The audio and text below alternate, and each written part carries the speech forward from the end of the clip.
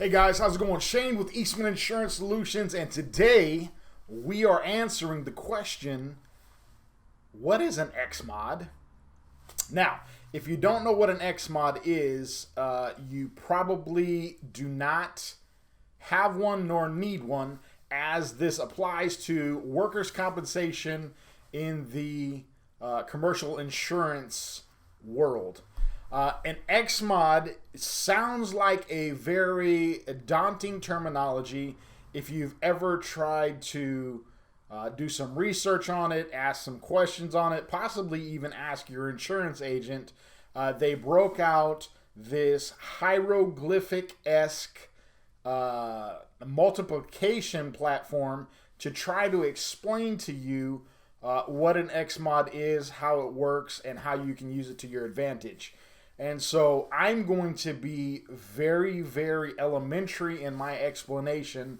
That way you don't get lost in the weeds and hit stop on the video.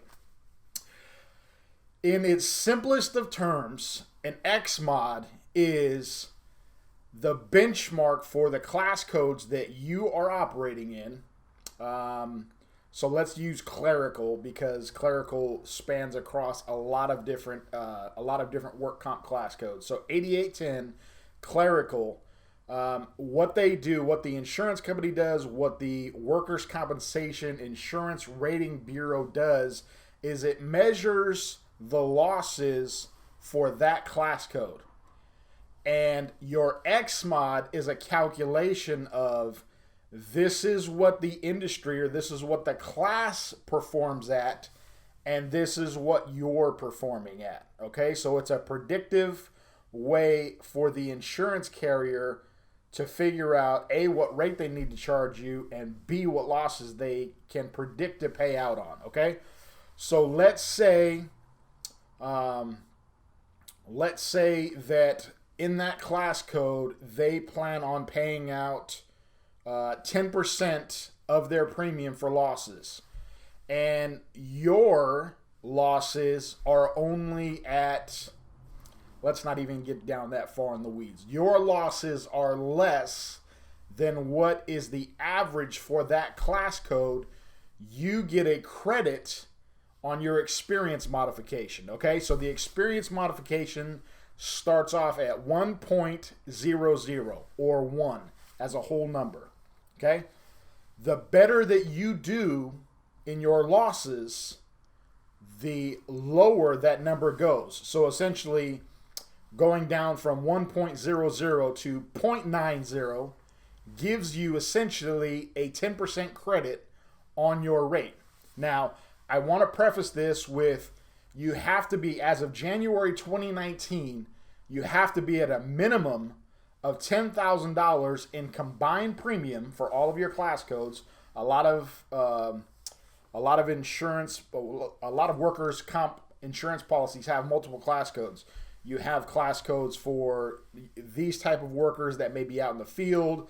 Then you have class codes for your clerical staff that may be in the office.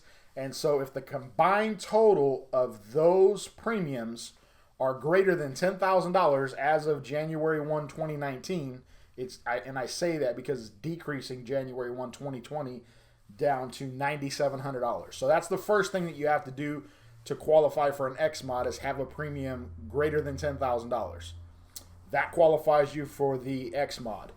Then, based on your losses, plus or minus, your XMod moves from there. Now, if you have a horrible loss, your XMod's going to shoot up for a period of time until it can come back down, and as such, it can decrease until such time you have a loss. Okay, so again, the XMod is just a calculation that the insurance company can look at your XMod and determine, hey, we need to surcharge because he or she is operating at a greater risk, or we need to credit because they've done a very good job of mitigating risk, and this is clean business and we need to get on it. Now, I want to say that the XMod is that's just the iceberg, okay? The better that your XMod is, the more ammunition, the more tools that your insurance agent has to negotiate an even better rate. Okay, because there are some fundamental credits that can be applied via the insurance company with risk management. And I'm going to give you a couple ideas on how you can insert some very basic, simple risk management strategies that are going to lower the cost of your work comp. Are you ready? Write this down. Number one, first and foremost, you need to work with a proactive, independent insurance agent. Okay? What that means is you need to find somebody that is versatile and knowledgeable in work comp. And number two, they have access to a lot of different insurance markets. Okay? That's the number one way that you can win with your work comp rate, is having options and having an agent that knows what they're doing. Number two, here are some things that you can implement in your business to drop your XMOD and thus give you credits. Number one, have a safety plan in place. Okay?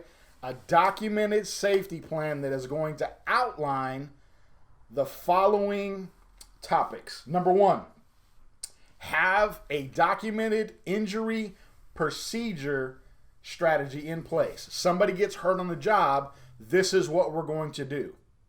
Okay? That needs to be written out. How is that going to, how is that process going to take place? What's going to be notified? Are we taking to the doctor? What type of documentation are we getting? Are we doing an investigation?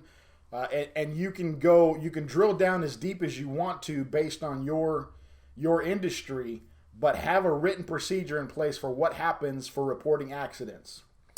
Number two, incentivize safety. Okay? A lot of people understand the language of financial gain. Okay?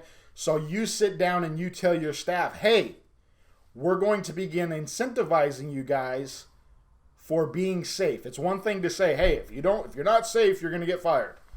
It's another thing to say, hey, man, we want to compensate you guys. We want to incentivize you guys for doing a fantastic job, doing it efficiently, and doing it safely. We're going to incentivize you guys for doing so. I can't talk to it's early Monday morning here. And number three, you need to have a documented return to work procedure. Okay? When somebody gets hurt, we're going to be able to put them in this type of role. And what that's going to do is that's going to show your work comp carrier, hey, we're doing everything I can to get them off of your books and back onto ours. Okay, this is huge, especially if we're talking about higher premiums. You're paying $100,000 to $300,000 a year in work comp premium. You want to do everything you can to reduce those premiums, have documented return to work programs, and have written safety procedures. It's a must. So those are two ways that I would say the most two effective ways that you can reduce your work comp costs are working with an independent agent, and number two, having a documented safety program in place. Okay, that's going to give your agent ammunition that they need to go back to the insurance company and say, hey, I've got a super clean risk here, or I might not even have a super clean risk. They may have experienced one or two losses. However, it's a super clean business. They have documentation, procedures. They are on the ball from a risk management standpoint. Let's give us some credits on this one. This is a good piece of business that you want to be on.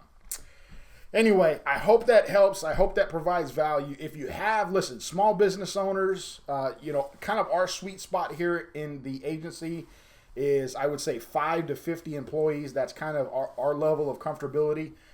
If you have questions on work comp, I know it's like trying to read tax code sometimes. I understand it's frustrating. A lot of insurance talk. If you have questions, give us a call here in the agency. Be glad to break things down for you in a very simple way to understand and process how work comp works. It's really not very difficult at the end of the day, if you can kind of weed through the insurance jargon. So As always, we want to be of value to you. Please give us a call, client or not. We'd love to help you answer your questions. And if we can't help you, we have a lot of people in the industry that can, and will point you in the right directions. Hey, have a fantastic day, and we will see you on the next one.